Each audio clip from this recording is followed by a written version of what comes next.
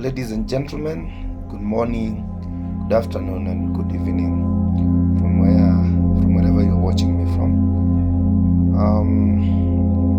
It's your consultant again, Benson Mutembe, and I'm here to discuss,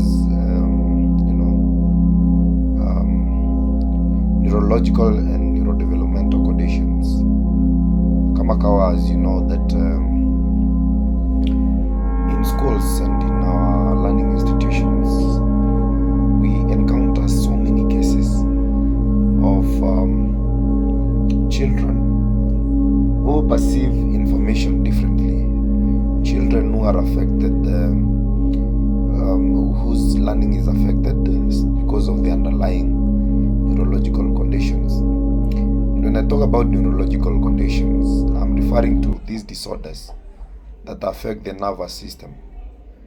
And if you can remember from your biology, the nervous system encompasses the brain, the spinal cord, and the nerves of the body. And when these conditions therefore present themselves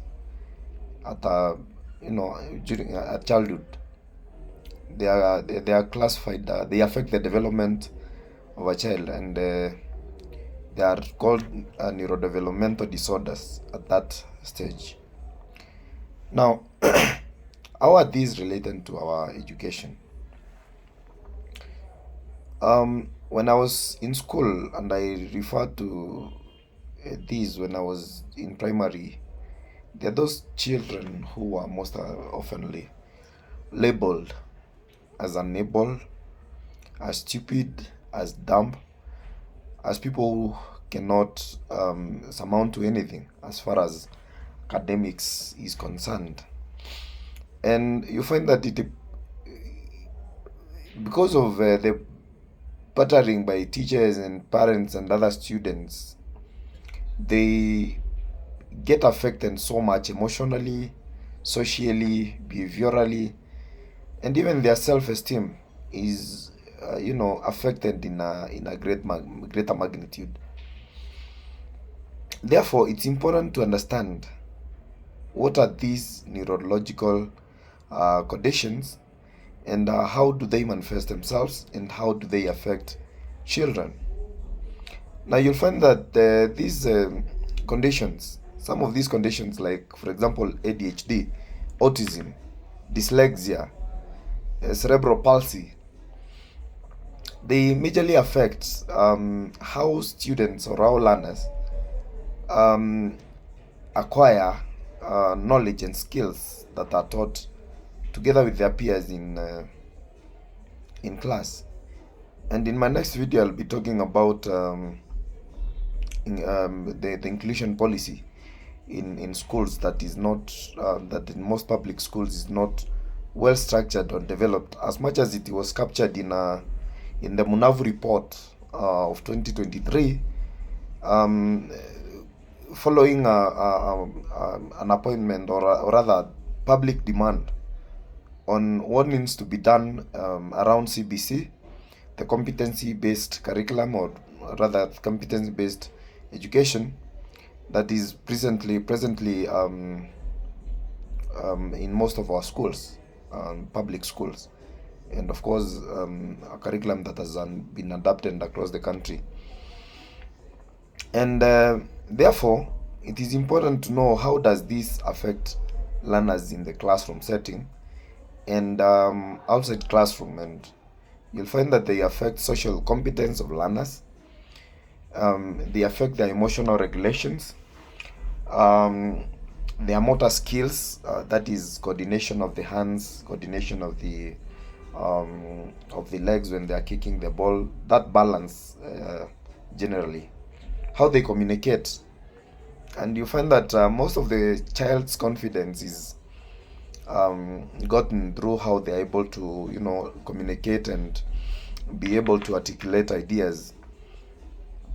So therefore, because of this reason, then there is a need or a demand to have an individualized approach when it comes to teaching and when it comes to how the learner perceives information, and how the learner is able to, get to learn.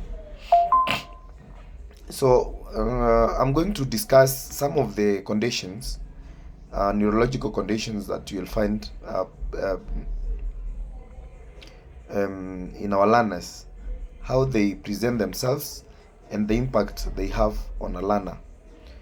So I will start with the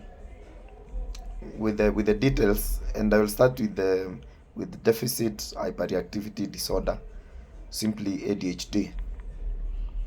Now, how does ADHD present itself? So you find that ADHD is a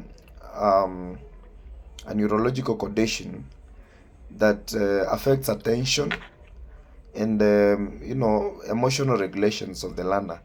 So you find that sometimes the learners or the kids are very hyper, especially when they take sugary stuff or sugary things. So you'll find that attention, you find that you're giving a task and the child is there, just present in body, but the mind has drifted away. So in attention, you find that students struggle to sustain focus, for a long period, especially now that most of our lessons are 50 minutes, 45 or 1 hour thereabout. And you see a learner appears to be forgetful. You give instructions, they do the opposite, or they don't seem to get or to know what is happening. You find that most of the times they are losing items, they are losing their pens, they are losing their pencils, and they even don't remember where they have kept their stuff. So, and when it comes to that, then they need a lot of guidance and prompts and attention from the teacher. So then how does hyperactivity also present? How does it present itself? You find that hyperactivity is related to majorly excessive fidgeting, where learners are most of the times eating their fingers or having some behavioral patterns that are so consistent. Either talking, the moment you tell them, hey, keep quiet, so and so, keep quiet, and then they're back to such talks, and you have to keep on. And sometimes we mistake that for indiscipline, not knowing that these students have these neurological conditions. Inability to remain seated for a longer period. They stand from one desk to another, they are from one room to another, and it becomes a constant repetition.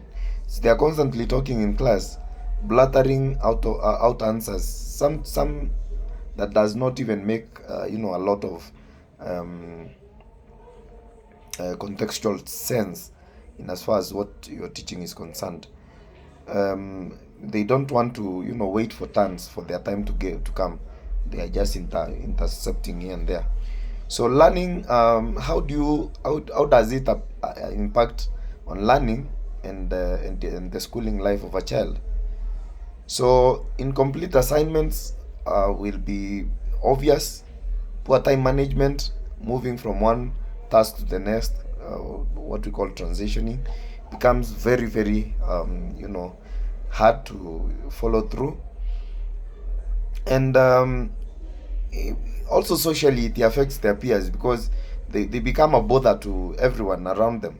If it's you give them your pen, next minute it's lost, it becomes a conflict that escalates even to fights and all these others. And most of the times, the children you find so hyper, they are very quick to even bring fights in school, and it is related to so much indiscipline and issues.